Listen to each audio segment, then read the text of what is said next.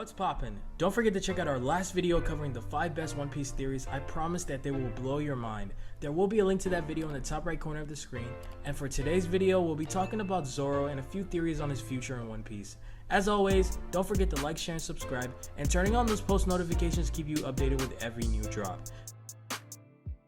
So, where we left off in chapter 1046, after Frankie was seen having successfully saved him, Zoro now seems to be unconscious and out of action. In chapter 1038, we see Zoro on the floor, drained from his fight against King, which ends in his victory. He then sees a figure that resembles a Grim Reaper of sorts that seems to be in the process of attacking him. The next time we see Zoro, he's found unconscious by none other than Frankie.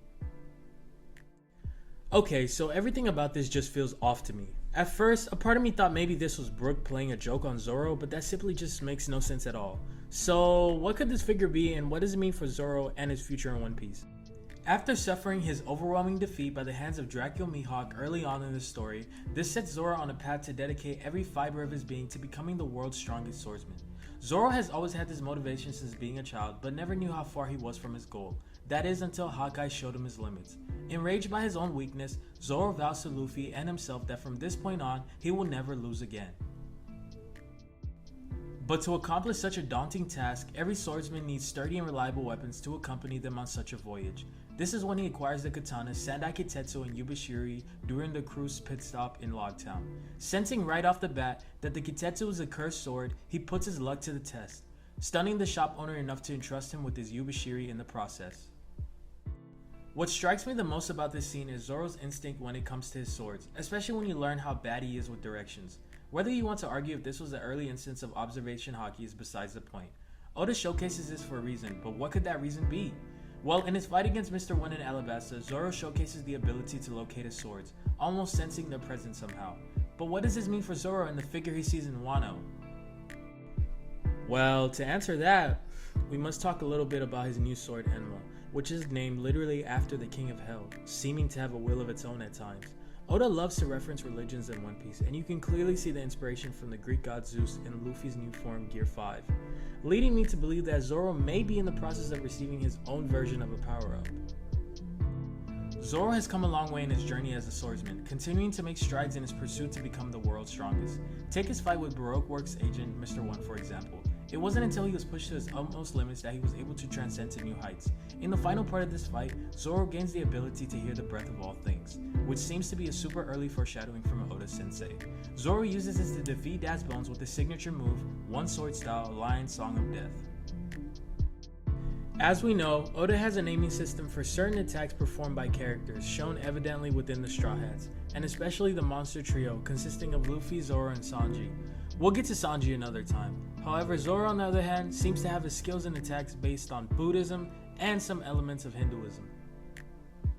This is shown in one of his most powerful moves, the 9-sword style Demon Ashura technique, where he grows 2 heads and 4 arms. He first uses his move against CP9 agent Kaku on the Judicial Island in his lobby. There are quite a few of his other attacks which use a similar naming system such as Rengoku Onigiri.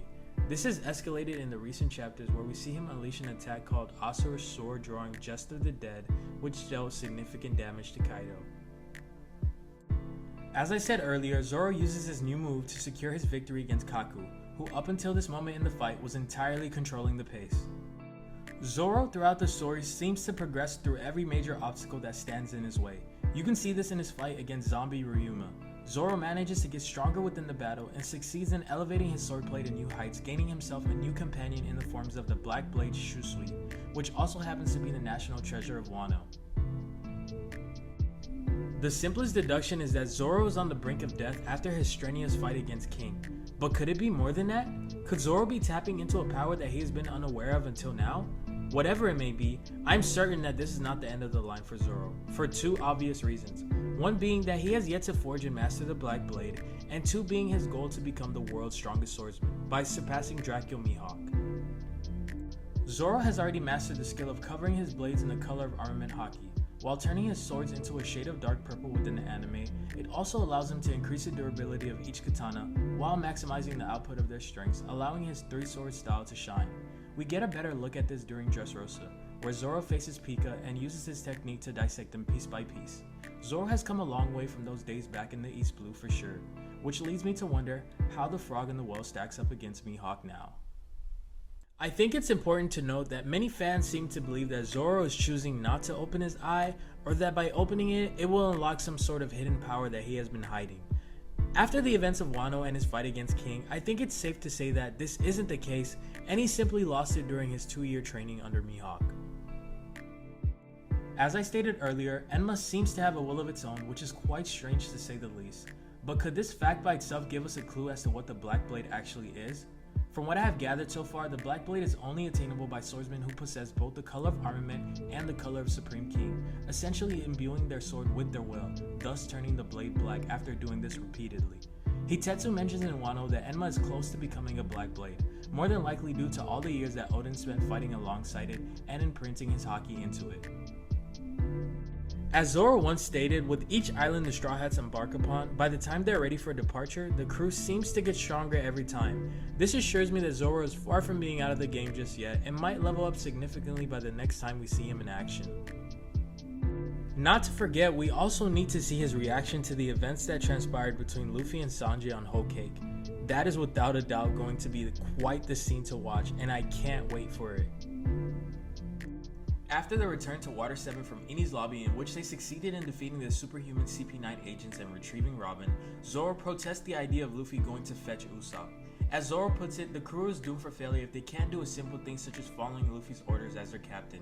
He goes on to state that if Luffy allows anyone to walk over him, being the man he himself serves under, that he will be the next to leave the Straw Hat crew. This scene is interesting because it's one of the few times that Sanji agrees with Zoro, let alone hear him out. That just goes to show you that on some level, Sanji respects Zoro's opinion on the matter.